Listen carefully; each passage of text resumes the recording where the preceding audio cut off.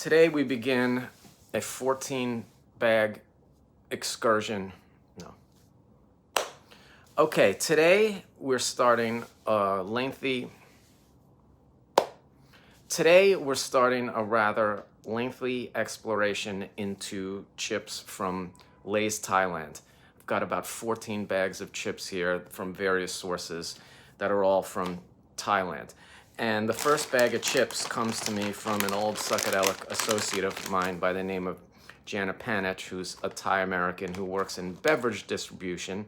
And I met him way back in like the mid 2000s when we were doing art shows at the old Toy Tokyo gallery. And they were always sponsored by various beers. And the standout was Singha, which is one of the main beers in Thailand. And we love this shit. It's a little stronger than like average American beers, which we didn't realize at the time when we were drinking it. So yeah, you know, we had fun. And Jan was the supplier of this beer. And then later on, he incorporated Beer Lao into his catalog. And Beer Lao is a beer from Laos, and it's made with jasmine rice, and it's just absolutely delicious. It's one of my favorite beers of all times. It's a little harder to get here in the city than it used to be, but you know, when I do encounter it, I always like it. It's a fucking great drink.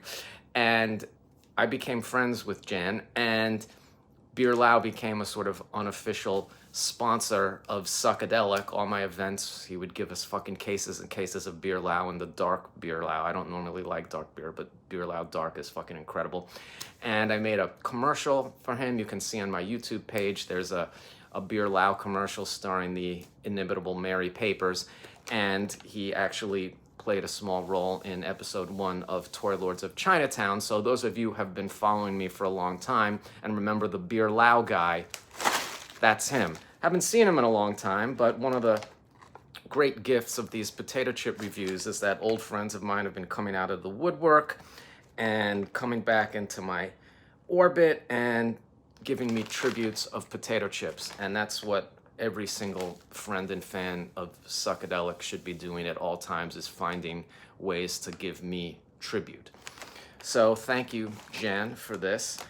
We've got a few more bags of chips from him coming up. Some of them have some interesting backstories, which we'll investigate as these episodes unfold. So today we're starting with something relatively simple and middle of the road. It's grilled seafood with spicy sauce. And on the front, there's just some shrimp and some squid and an oyster with some soup in it. And we've had a lot of these so-called spicy seafood flavors over the course of this project, and none of them have been particularly remarkable in my experience. They're never spicy. I have a very high spice tolerance, and they never really land, you know, they never really blow me away. And everything that's been trying to be seafood up to this point has not been very seafoody. So I don't have high expectations for this bag as achieving what it's aspiring to do, but nevertheless, it's something that we have to experience. And I do quite like the bag design. It's got a little tropical resort looking area on it. So this is maybe something that they feed to the tourists. I don't know, but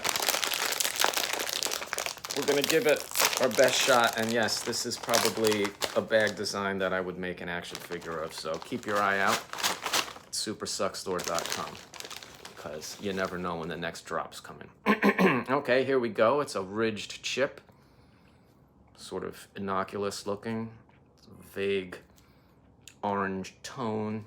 Nothing too dramatic on the visual scale. So let's get down to what's really important. Get a little fucking spit going. Okay, I'm ready.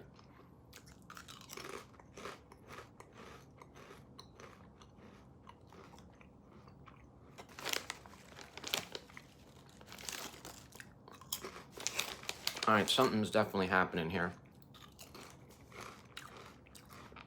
A little sweet up front, and then a little almost citrusy hit.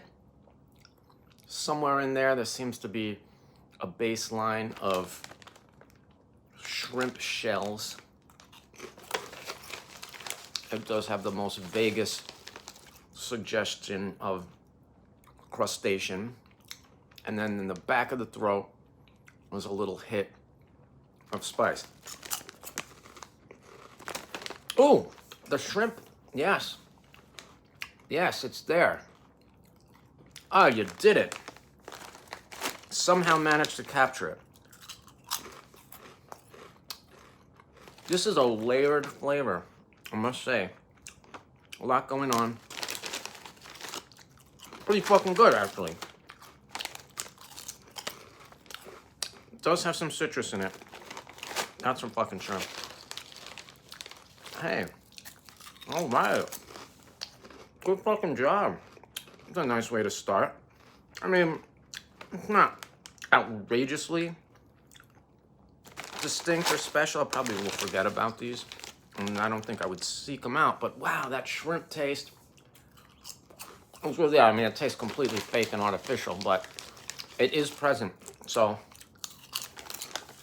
the fact that they were able to do this means that it is achievable and that they just fucked up in every other bag. So if you're watching this, flavor scientist,